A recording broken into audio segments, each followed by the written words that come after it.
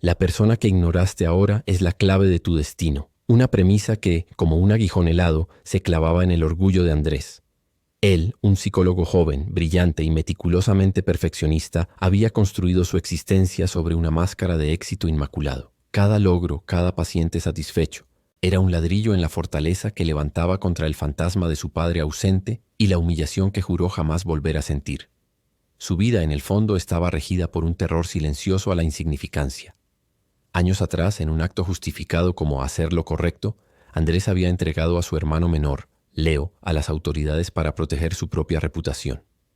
Leo, un espíritu volcánico, poseía un talento callejero para leer a la gente, una sensibilidad que Andrés, desde su torre de marfil académico, había tildado de debilidad. Ese día, el vínculo entre los hermanos se rompió, dejando una herida abierta en el alma de Andrés, oculta bajo capas de negación. Leo se convirtió en la persona ignorada, la sombra de su propia historia que se negaba a confrontar. En su mundo, los arquetipos junguianos danzaban sin que él lo supiera. Su persona, la máscara impecable que mostraba al mundo, era su escudo. Leo encarnaba su sombra, todo aquello de sí mismo que Andrés rechazaba. La pasión desbordada, la intuición cruda, la vulnerabilidad. Él se veía a sí mismo como el héroe de su propia narrativa, el que había superado la adversidad, pero en lo profundo era un huérfano, marcado por una herida familiar que carcomía sus cimientos. El catalizador llegó en forma de una paciente de alto perfil, una mujer ejecutiva con una vida aparentemente resuelta que acudía a su consulta con sueños repetitivos, un lobo que la seguía y un reloj detenido. Símbolos que hablaban de tiempo, instinto y límites rotos, resonando con una inquietante familiaridad en el inconsciente de Andrés. La presión externa se sumó cuando su mentora, la prestigiosa doctora Salgado, exigió resultados y, sobre todo, silencio. La imagen perfecta de la clínica y de Andrés debía mantenerse intacta antes de una conferencia global que prometía consolidar sus carreras. La verdad junguiana, esa que sus libros pregonaban pero que él se negaba a vivir, se manifestaba con crudeza. Lo que niegas te somete. Los sueños de la paciente eran un eco perturbador de su propio pasado, como si el inconsciente conociera su secreto.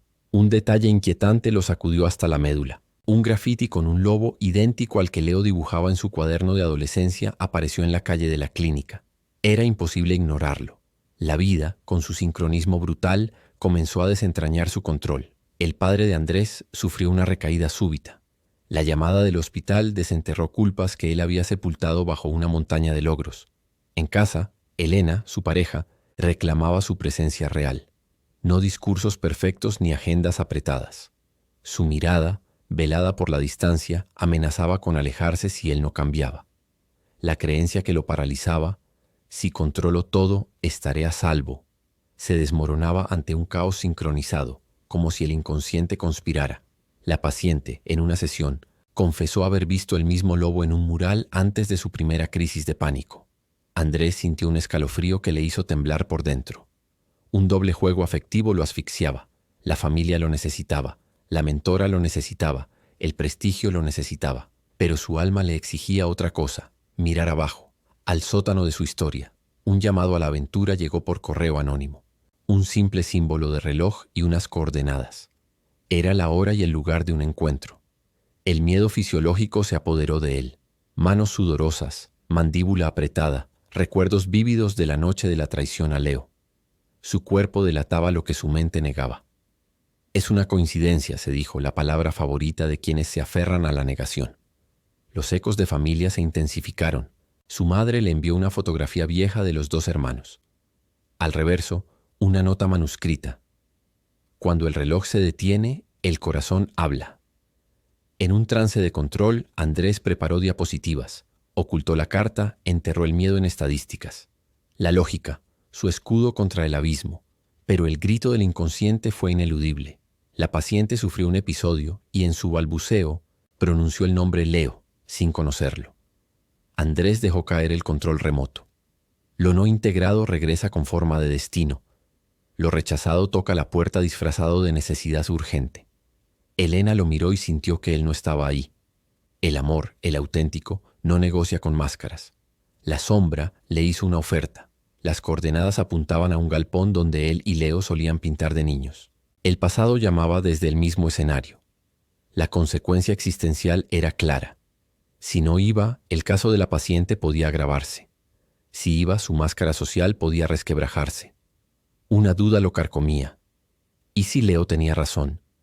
¿Y si la vida no era pureza ni perfección, sino integración? El pulso del destino se aceleró. El lobo apareció de nuevo, esta vez en un sueño fugaz antes de dormirse, mordiendo la corbata de Andrés, ridículo y brutal. En un último intento de control, pidió a su asistente que averiguara quién enviaba los correos. Nadie. El origen era un café público, imposible de rastrear. El agrietamiento final llegó cuando el reloj de la sala de espera se detuvo a las 3:03, la misma hora del mensaje. ¿Coincidencia o llamada? Andrés acudió a las coordenadas. A contraluz, reconoció el perfil de Leo. La sombra de su vida lo esperaba con algo que podía destruirlo o salvarlo. El galpón de su infancia, ahora un eco desolado, olía a pintura vieja y a secretos olvidados. Cada estante polvoriento, cada rincón oscuro, parecía recordar promesas rotas, un tiempo en que la pureza aún habitaba sus juegos. Allí, en la penumbra, la silueta de Leo se recortaba contra la poca luz que se filtraba, encarnando el arquetipo del lobo. Ese instinto negado, la protección feroz, el hambre de una verdad que Andrés había domesticado en sí mismo hasta hacerla desaparecer. La educación emocional junguiana susurraba en su mente. La sombra contiene energía vital, creatividad, coraje. Negarla nos vuelve rígidos y frágiles. El conflicto interno de Andrés era un nudo apretado. Deseaba ser impecable, amado y reconocido, pero temía ser visto como realmente era. Ambicioso, resentido, vulnerable, un ser humano con fallas.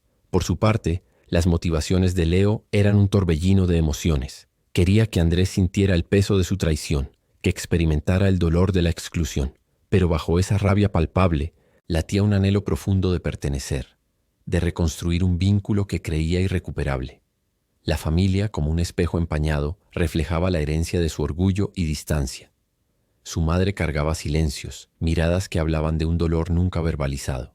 Su padre, un hombre ausente en la acción pero presente en la sombra, había mantenido un pacto de omertá emocional, una ley no escrita de no hablar de lo que realmente importaba.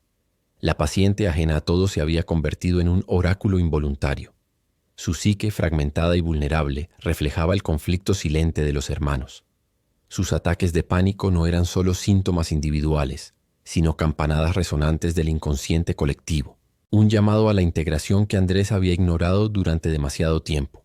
La mentora, la doctora Salgado, representaba la tentación, la encarnación perfecta de la persona social. Sus palabras resonaban en la cabeza de Andrés. No ensucies las manos, no te mezcles con sombras. Era el pacto tácito que él había aprendido. La reputación paga la renta del reconocimiento.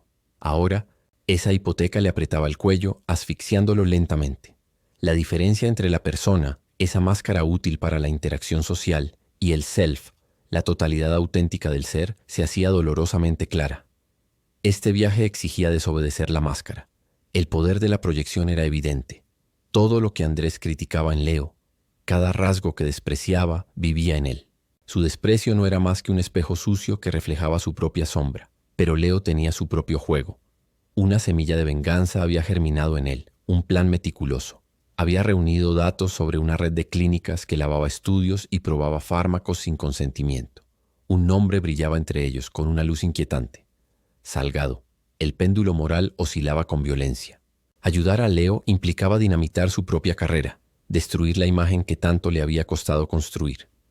Ignorarlo, sin embargo, significaba sostener un crimen, ser cómplice de algo que su conciencia, por más que intentara silenciarla, no podía aceptar. La sincronicidad se ampliaba. 3 pacientes distintos, sin conexión aparente, describían el mismo lobo con un reloj, un patrón imposible de fabricar. Los arquetipos familiares se desplegaban.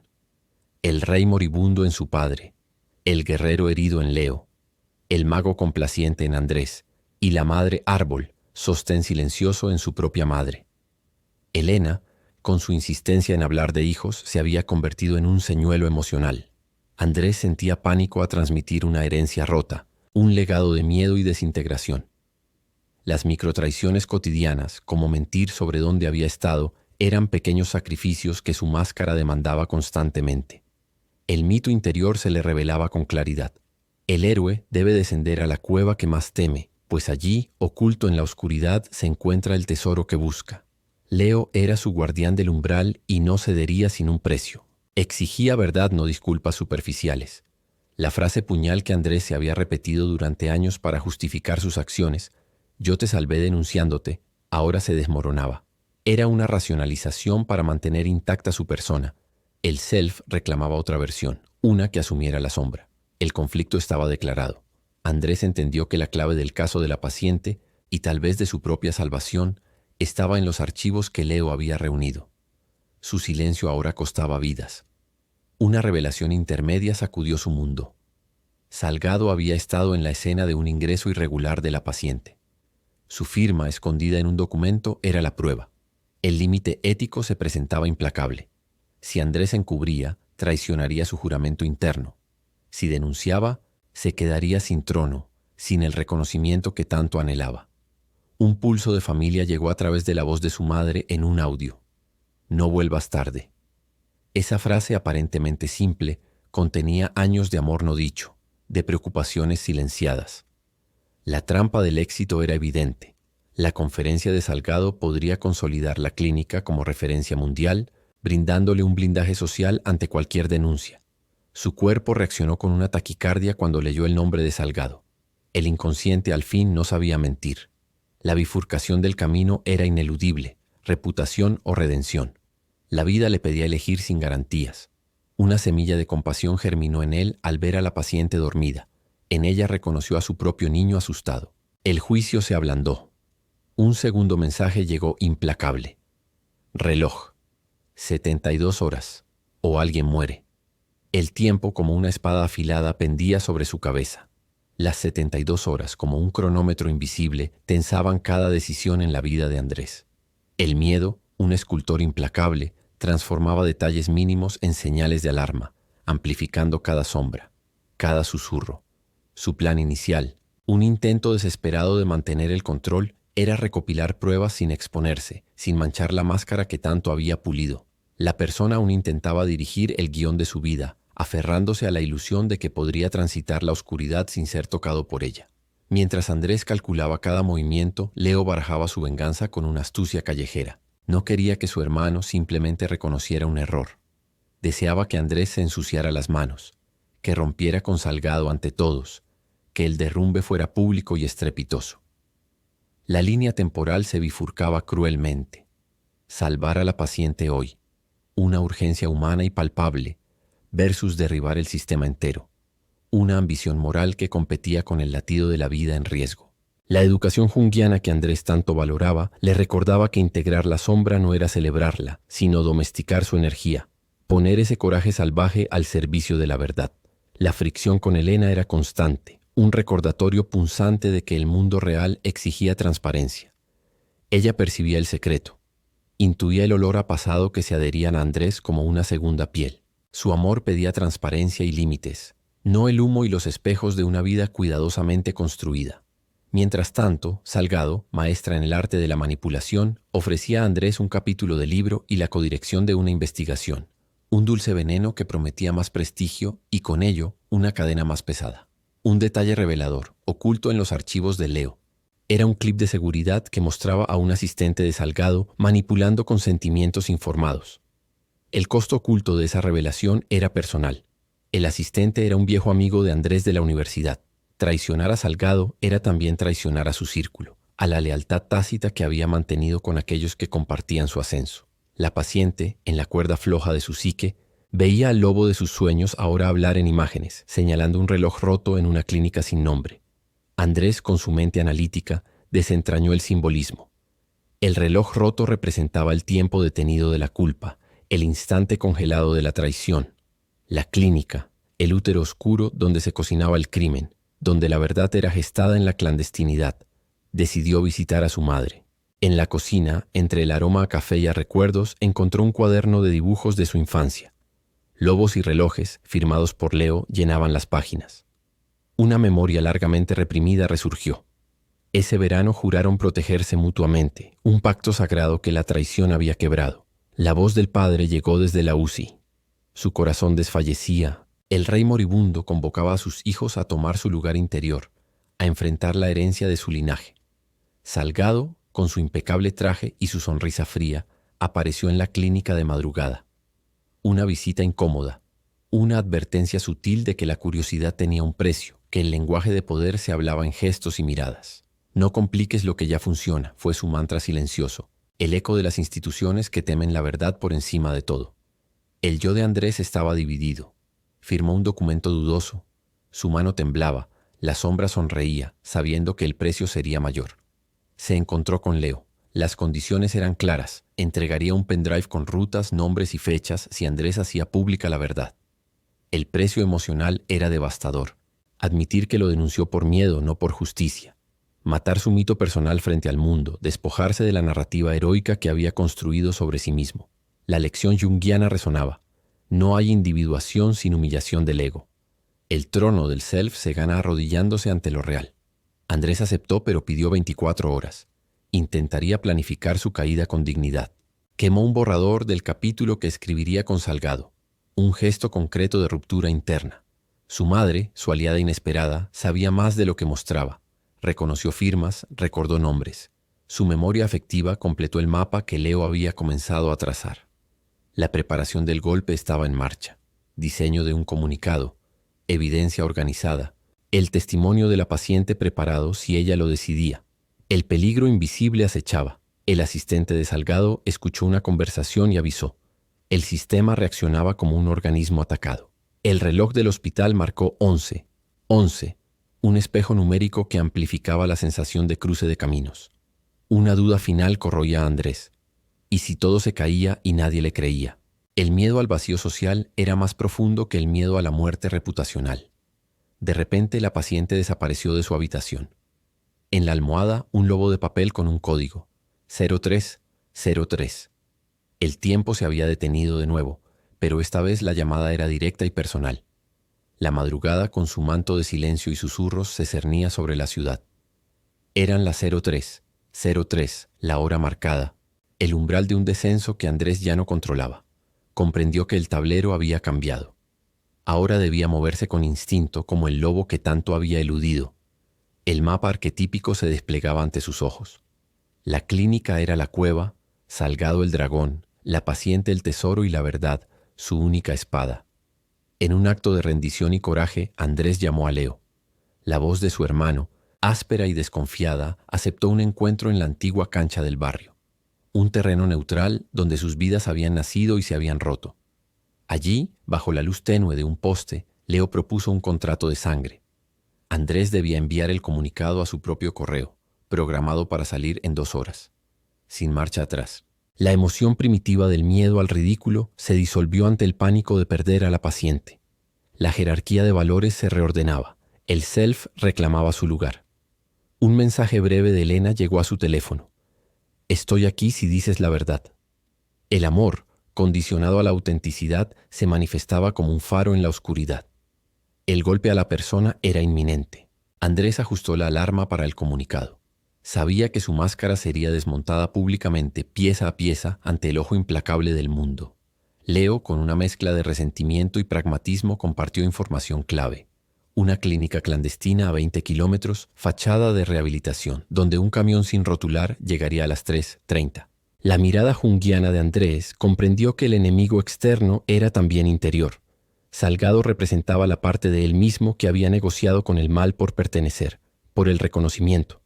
De repente, la madre de Andrés apareció en la cancha, envuelta en un abrigo con un sobre viejo en la mano. Contenía una carta del padre, una confesión desgarradora.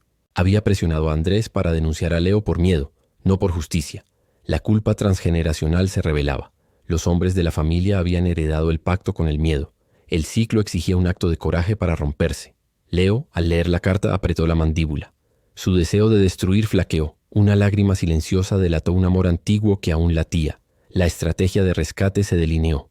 Llegar por la parte trasera de la clínica, cortar la luz durante 3 minutos, extraer a la paciente y activar el envío automático del comunicado. El riesgo era real y tangible. Si el asistente de Salgado estaba allí, reconocería a Andrés. La caída sería escalofriantemente pública. La lección junguiana práctica se manifestaba. La sombra integrada permitía actuar con firmeza sin convertirse en monstruo. La acción debía ser con conciencia. Andrés visualizó el recorrido, sintió el latido acelerado, aceptó el temblor como parte de su cuerpo de guerra. Un perro callejero, parecido a un lobo, lo siguió hasta la valla de la clínica, un presagio humilde que nutría su coraje. La madre, en casa, rezaba a su modo. Elena preparaba un termo de café en la cocina. El amor, en sus múltiples formas, sostenía la travesía. En un trazo de honor, Andrés dejó su anillo de conferencia en la mesa de la cocina. Una renuncia simbólica al templo del prestigio. Cortar la luz era ilegal. La legalidad y la ética se separaban en las esquinas de la vida real. Justo cuando se disponían a entrar, las luces de un coche se acercaron. Salgado, con su presencia imponente, llegó antes de lo previsto, su seguridad duplicando las rondas. El plan se alteró. Leo, con su mente callejera, detectó una entrada lateral rota. La improvisación salvadora. Andrés grabó un audio para el comunicado. Reconoció su traición a Leo, su miedo, su sed de aprobación. Al pronunciar su culpa, el temblor se volvió calor. La energía de la sombra empezaba a servir a un propósito. 15 minutos para el envío automático. El silencio de la noche se transformó en una caja de resonancia de latidos. Andrés asumió que quizá no volvería a trabajar con Salgado. La libertad sabía a pérdida y a oxígeno. Último ensayo de rescate. Señales, tiempos, rutas. La precisión como forma de amor. De repente, luces de patrulla se acercaron. Alguien había filtrado el movimiento. Quizá el asistente, quizá otra sombra en su círculo. Las luces de las patrullas pasaron de largo, un destello fugaz en la oscuridad que heló la sangre de Andrés. Falsa alarma o advertencia, no lo supo, pero el corazón, que había bajado 1 milímetro, volvió a subir con una fuerza que dolía. Era el momento de la ejecución. El corte de luz, un pulso artificial en la noche, duraría apenas 180 segundos.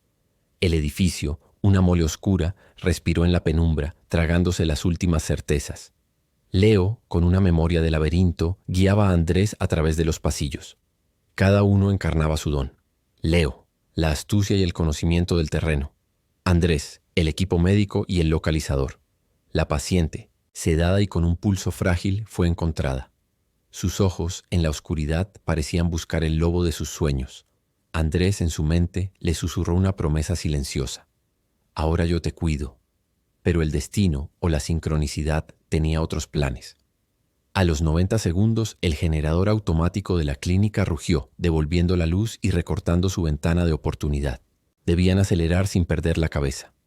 En ese instante, una figura emergió de las sombras. El asistente de Salgado. Reconoció a Andrés al instante. Su rostro se contorsionó en un shock. Con gestos frenéticos le exigió detenerse. El pasado universitario, los años de camaradería, chocaban ahora con la cruda ética del momento. Andrés, sin dudar, ignoró la orden, priorizando la vida frágil de la paciente. El mito del niño complaciente, el estudiante modelo, se desintegraba en ese pasillo iluminado. Un guardia interceptó a Leo. El forcejeo fue inevitable, una chispa de violencia en la penumbra. La sombra, esa energía primordial, reclamaba pelear, amenazando con cruzar la línea del monstruo. Pero Leo, conteniendo su furia, inmovilizó al guardia sin destruir. Un respeto al límite que demostraba una sombra bien dirigida, que protegía en lugar de devorar. La complicación moral llegó con Salgado, apareciendo al final del pasillo. Su mirada, una mezcla de decepción y furia, no necesitaba palabras. «Me debes tu carrera», resonó en la cabeza de Andrés, aunque la frase no se pronunciara. Pero el ancla de valor ya estaba echada. El audio del comunicado estaba programado. El tren ya había partido. La verdad no negociaría. Entonces, un giro crudo. Un amigo de Leo infiltrado en la operación apagó el localizador para negociar con la red de Salgado. Una traición dolorosa que multiplicó el riesgo. Pero Elena, desde el coche, reactivó el rastreo mediante la aplicación, su amor como inteligencia en la retaguardia, un faro en la oscuridad. La paciente entró en arritmia. Andrés, con manos firmes y precisas, aplicó la maniobra, estabilizando su pulso. Sus manos, por fin, servían a la vida, no a la reputación. Salgado les ofreció una salida limpia si devolvían a la paciente. La tentación del atajo volvió a envenenar el aire. Pero Andrés recordó el juramento interno. Sin verdad no hay paz. Sin paz no hay destino. La carrera hacia la salida fue una ráfaga de corredores, puertas y respiraciones cortas. La vida entera comprimida en 60 segundos. El portal era la valla lateral. Leo levantó el cuerpo de la paciente como antaño levantaba a Andrés para saltar los muros de la infancia. La manada se recordaba, pero la herida era inevitable. El infiltrado golpeó a Leo por la espalda. Sangre, rabia, el límite otra vez al alcance. Andrés no persiguió al traidor. Protegió a la paciente y a Leo, ordenando sus prioridades según el alma, no el ego. La luz se extinguió de nuevo. El generador falló. Ceguera momentánea. El mundo volvió a nacer en sombras. La salida tuvo un costo. El brazo de Leo quedó atrapado en la valla. Se liberó con un grito de dolor, una cicatriz prometida. A las 0:00, el comunicado con pruebas y confesiones salió a toda la red profesional y a la prensa local. Un estallido social. Teléfonos vibraron. Correos reventaron. La máscara de Salgado empezó a resquebrajarse en tiempo real. La madre de Andrés envió un corazón.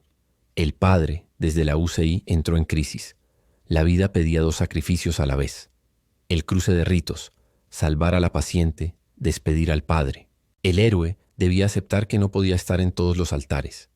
El hospital llamó. El padre no despertaría. La muerte del rey estaba a minutos. El hijo debía decidir dónde estar. La bifurcación del alma se materializó. Andrés entregó a la paciente a los equipos de emergencia, sus palabras rápidas y precisas, su mente ya en otra parte, corriendo contra un tiempo que se hacía arena entre sus dedos. El hospital, un laberinto de pasillos asépticos, lo recibió con la noticia ineludible.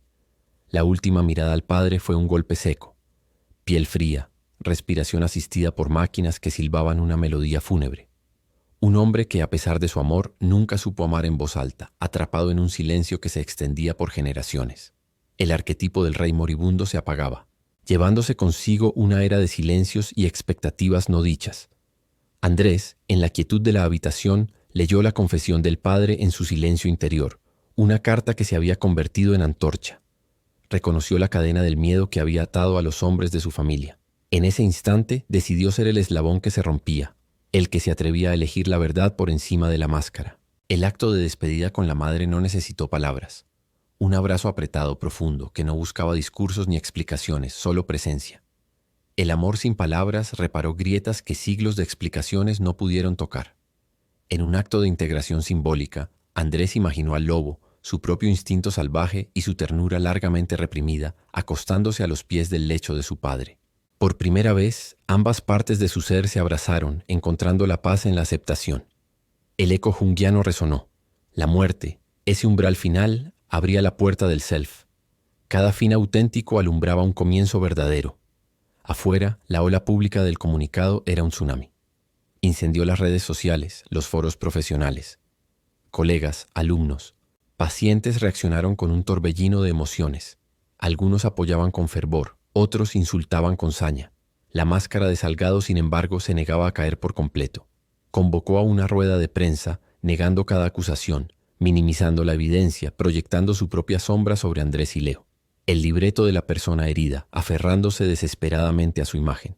Pero la prueba decisiva estaba en el pendrive. Contratos, transferencias bancarias, videos comprometedores. Demasiadas piezas para que el discurso pudiera maquillarlas. Leo, en la penumbra de su escondite, vendado y con la mirada alerta, sabía que la red contraatacaría. Su vida y su libertad estaban en riesgo. El costo emocional de la verdad empezaba a cobrar factura en Andrés. Perdió posiciones en el hospital. Amigos se distanciaron. Invitaciones a conferencias se evaporaron. La soledad se erigía como un rito de paso necesario, un peaje para la autenticidad.